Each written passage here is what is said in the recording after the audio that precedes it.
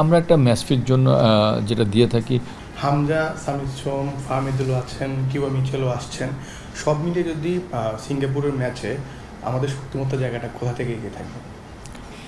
আসলে সিঙ্গাপুরের ম্যাচে হামজা, ফাহমিদুল এবং সামিদ যদি একসাথে খেলে থাকে, কোচ যদি তাদেরকে খেলে, আমার মনে হয় যে বাংলাদেশটা মধ্যভাগে সিঙ্গাপুরের চেয়ে অনেক শক্তিশালী হবে।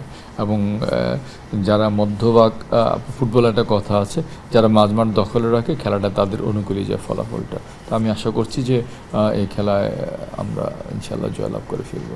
ফুটবলের যে নবজোয়ার বা গণজোয়ার আমরা বলছি, আমরা যদি ভুল না করে থাকি, ফুটবলের এই ক্রেজটা আগেও ছিল, কিন্তু মাঝেই আপনি পুরোটাই জানেন, আপনি প্রথম থেকে শেষ, মাঝে শেষ, এই যে দেখছেন যে পরিবর্তনটা, এটা আপনাকে নস্টালজিয়া করে কিনা যে এরকম একটা উন্মাদনার টিকিট নিয়ে, মাঠে খেলা নিয়ে, মানুষের যে দর্শক, ঘাস পর্যন্ত নিয়ে কথা হচ্ছে যে ঘাসটা কেমন হবে, ঘাসটা কি পানিটা করতে পারতেছে কিনা, সব মিলিয়ে এই যে ক্রেজটা। আসলে আমরা যখন ছোটোবেলা ছিলাম তখন ফুটবল একটা অন্যরকম, সারা দেশব্যাপী একটা অন্যরকম উন্মাদনা ছিল। সেই উন্মাদনাটুকু ধীরে ধীরে অন্তরালে চলে গিয়েছিল। দর্শক মাঠে এসে খেলা দেখতো না, কিংবা ফুটবল নিয়ে খুব একটা আলোচনা করতো না।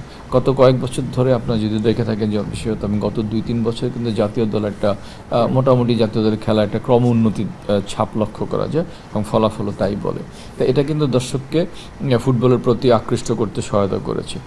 আর পাশাপাশি এখন যে উন্মাদনা তৈরি হচ্ছে, এর পিছনে আমি হামজা চৌধুরীর অন্তর্ভুক্তিকেই অন্যতম প্রধান কারণ বলবো। কারণ তার অন্তর্ভুক্তি ফলে কিন্তু যারা ইউরোপিয়ান ফুটবল নিয়ে পড়ে থাকতেন সেই শ্রেণীটুকুও কিন্তু বাংলাদেশে ফুটবলের দিকে নজর দিয়েছে। এবং আরও বেশ কিছু মানসম্পন্ন প্লেয়ার আসছে, সামিদুল, কিউবা যদি আসে এরকম, এবং জুন মাসে আমাদের বেশ কিছু ট্রায়াল হচ্ছে।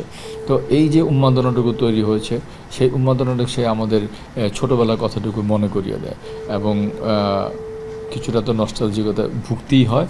তো আমরা এই উন্মাদনার কারণে কিছু বিড়ম্বনা আমাদেরকে পড়তে হয়। এই যে টিকিট নিয়ে হাহাকার বলেন, কিংবা বিভিন্ন ধরনের সমালোচনা, দর্শকরা কিন্তু এখন আগের চেয়ে অধিক এটা সচেতন, যার ফলে কিন্তু সমালোচনার বেশি হয়ে থাকে।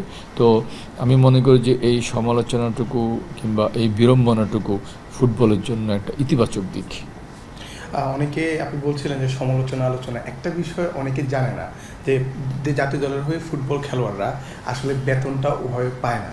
কিন্তু অনেক সময় এই যে হামজা, সামিদ সোম বা ফাহমিদুল, ওরা বেতন কত পাবে, এটা নিয়ে অনেকের মধ্যে একটা প্রশ্ন জাগে। অনেক সময় বলে 20,000 টাকা সামিদ সোম, হামজার মতো প্লেয়ার কীভাবে পসিবল, এটা নিয়ে একটা বিতর্ক, বা অনেকে জানে না এই জিনিসটা আপনি কী বলবেন? আসলে জাতীয় দলে যারাই খেলে, প্রতিনিধিত্ব করে থাকে, তারা কিন্তু এই অর্থের দিকে তাদের নজর থাকে না। এটা একটা সম্মানের ব্যাপার, একটা গৌরবের ব্যাপার। জাতীয় দলে জার্সি গায়ে দিতে পারাটা কিন্তু একটা অন্যরকম আবেগ কাজ করে। আমার মনে করি প্লেয়াররাও ঠিক সেভাবেই জাতীয় দলের জন্য নিজেদের সবটুকু দিয়ে থাকে, উজাড় করে দিয়ে থাকে। সেখানে অর্থটা মুখ্য কোনো বিষয় নয়। হ্যাঁ, এমনিতে যদি আমরা বলি যে একটা ম্যাচ ফির জন্য একটা আলাদা একটা টাকা দেওয়া হয়, সেটা ব্যাপারে যদি আপনি। আমরা একটা ম্যাচ ফির জন্য যেটা দিয়ে থাকি, সেটা যদিও একেবারে খুব অল্প পরিমাণে, কিন্তু তারপর আমরা তাদেরকে সম্মানটুকু দিয়ে থাকি, যেহেতু তারা জাতীয় দলকে সার্ভিস দিচ্ছে, তো তাদের তো বিনিময়ে কিছুটা প্রাপ্য আছে, যদিও আমরা মনে করি যেটা একেবারেই নগণ্য।